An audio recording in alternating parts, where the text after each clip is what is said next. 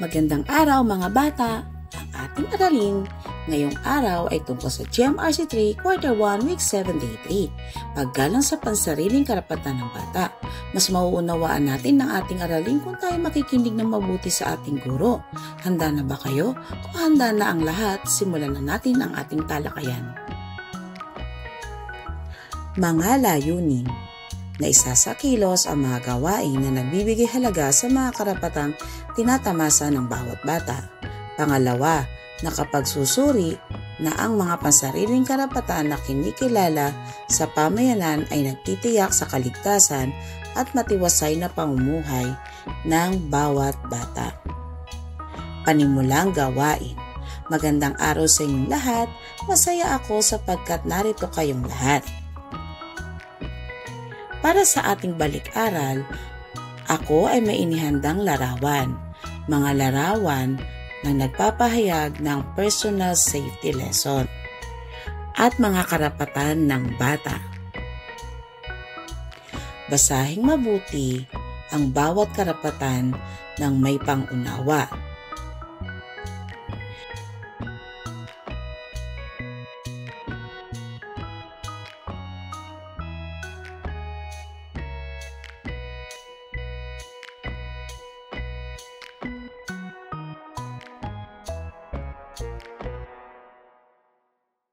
Narito ang mga pangunahing karapatan ng batang Pilipino ayon sa Batas Republika bilang 7610 at sa United Nations Convention on the Rights of the Child na kinikilala rin ng Pilipinas. Mababanggit rin dito ang mga personal safety ng isang bata.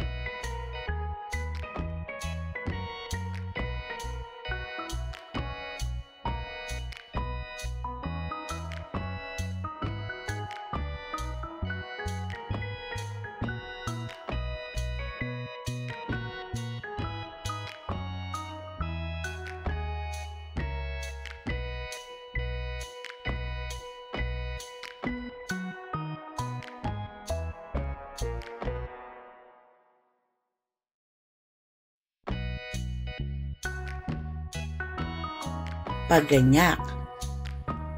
Karapatang malayo sa panganib at pang-aabuso.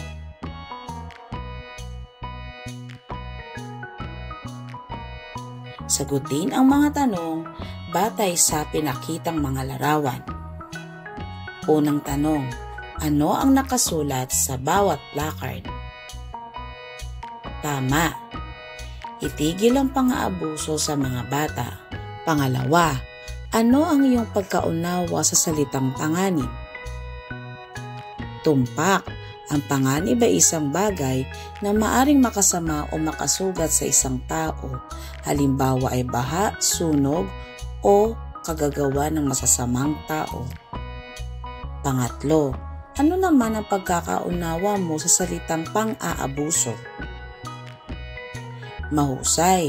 Ito ay ang pananakit o pagmamalupit sa ibang tao, lalo na sa bata. Maaring ito ay pananakit, pananakot, o masasamang salita. Pang-apat, ano-ano kaya ang iba't ibang uri ng pang-aabuso? Pisikal na pang-aabuso, pananakit gaya ng pamamalo o pananampal, pati na rin ang pangungurot. Emosyonal na pang-aabuso, pananakit, panlalait o pagsigaw. Sexual na pang-abuso. Sexual na pang-aabuso, hindi tamang paghipo o paglapit sa bata. Kapabayaan o neglect, hindi pagbibigay ng pagkain, pag-aaruga o edukasyon. Panglimang tanong, sino-sino ang maaring gumawa ng pang-aabuso? Tama. Maaring gumawa ng pang-aabuso ang kahit sinong tao, estranghero, kapitbahay, guro o kahit mismong kamag-anak kung sila ay nananakit o nagmamalupit sa bata. Kasama na rin ang mga magulang. Ang ating pag-uusapan sa araling ito ay malaking tulong sa batang tulad mo. Ang mga larawan na ipakikita ko sa inyo ay maaaring kakaiba kaysa sa mga larawan na nakita ninyo. Ang mga larawang ipakikita ko ay dapat ninyong tandaan upang makaiwas kayo sa panganib at pang-aabuso. Gawaing paglalahad ng layunin ng aralin. Sa araw na ito ay inaasahan na matutunan ninyo ang mga gawain na nagbibigay halaga sa mga karapatang tinatamasa ng bawat bata. Ito ang Personal Safety Lesson o PSL. Ang PSL ay tala o listahan ng mga pag-iingat at dapat natandaan ng bawat batang tulad mo. Maaaring isa-isahin ito at ipaliwanag. Tunghayan ang larawan. Body access. Ako ang amo, boss ng aking katawan. May karapatan akong sabihing huwag o hindi sa mga paghawak na hindi ko gusto. Sagutin ang mga tanong. Ano ang nakasulat sa larawan? Pangalawa, bakit mo sasabihin ang hindi ayon sa iyong nabasa? Ang ibig sabihin nito ay dapat maging maingat sa sariling katawan. Iwasan na ang sariling katawan, lalo na ang maseselang bahagi ng iyong katawan ay hipuin o hawakan ng ibang tao. Kung magpipilit ang isang tao na ikaw ay hipuin o hawakan na hindi mo gusto, ikaw ay humingi ng tulong. Maaari kang sumigaw ng malakas o kaya ay tumakbo palayo. Ang paghipo o paghawak na hindi mo gusto ay isang uri ng pang-aabuso. Mga tuntunin sa pag-iingat. Maging maingat sa lahat ng oras o lugar. May mga bagay na dapat maayos at angkop gamitin na may paggabay ng nakatatanda sa loob ng tahanan. Ito ay upang malayo tayo sa panganib. Ang matutulis na bagay gaya ng gunting, kutsilyo at iba pang matutulis na bagay ay gamitin lamang kung may kasamang nakatatanda. Ang posporo, kandila, Apoy, kalan at kuryente ay gamitin din kung kasama ang nakatatanda sa bahay. Ang pang-spray sa lamok o langaw, Clorox na gamit sa paglalaba, dishwashing liquid at mga sabon ay gamitin lamang kung may patnubay ng mga nakatatanda. Iwasang paglaruan ang mga ito. Siguraduhin lahat ng nabanggit ay ilalagay at itatago sa hindi kayang abutin ng mga batang tulad mo. Mag-ingat kung ikaw ay maglalakad o tatawid sa kalsada. Humingi ng tulong sa nakatatanda o tanod ng barangay bago tumawid sa kalsada. Tumingin sa kaliwa at kanan bago tumawid. Ang pagsunod sa mga tuntunin ay maglalayo sa inyo sa panganib. Gawaing pag-unawa sa mga susing salita. Ating basahin at unawain ang mga salita. A. Panganib. Ito ay tumutukoy sa anumang maaring magdulot ng kapahamakan, kapinsalaan o sakuna. B.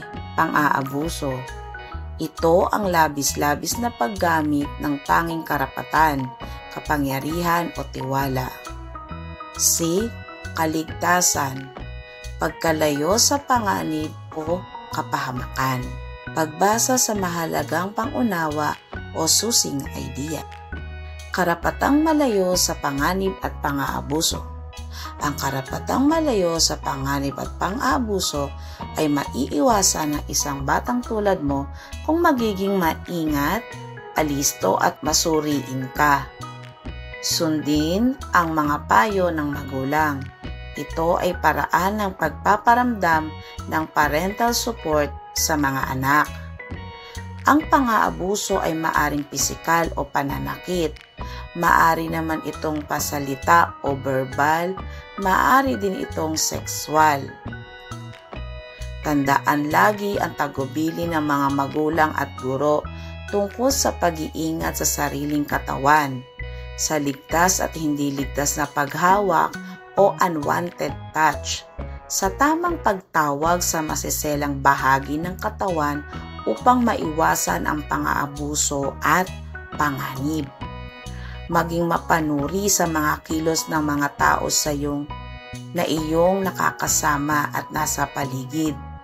Kung ikaw ay nakararamdam ng kakaiba o kutob o intuition, ay kaagad kang lumayo, sumigaw kung kinakailangan upang makuha ang atensyon ng mga tao sa paligid. Pagpapaunlad ng kaalaman at kasanayan sa mahalagang pag-unawa o susing idea. Suriin ang mga sitwasyon. Ano ang dapat mong gawin o sabihin? Una, masayang natapos ang inyong klase at uwian na.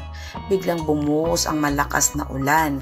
Ibinili ng nanay mo na susunduin ka niya.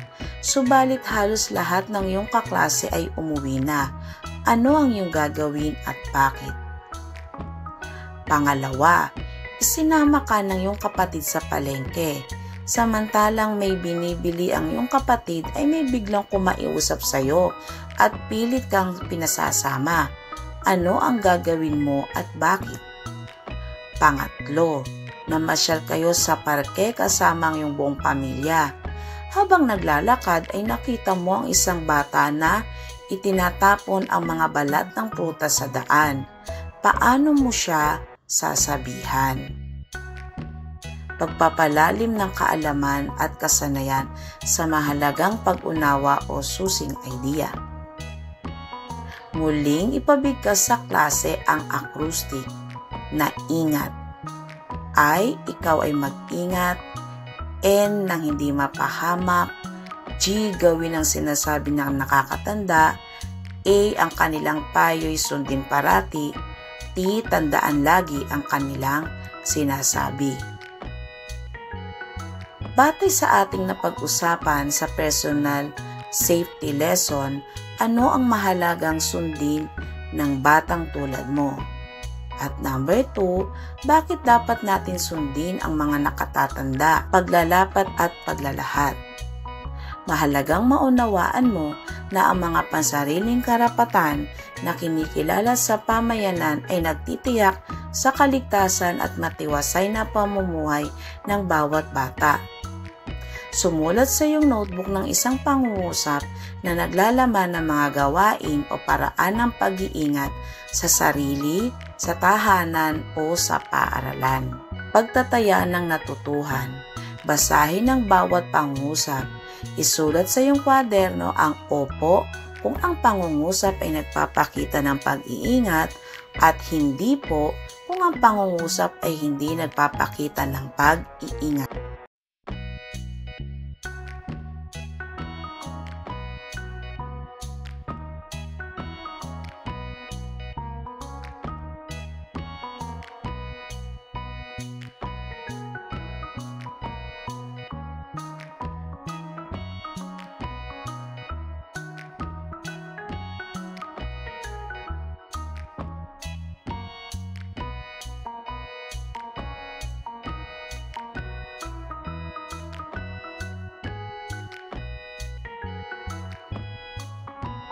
Narito ang susi sa pagwawasto.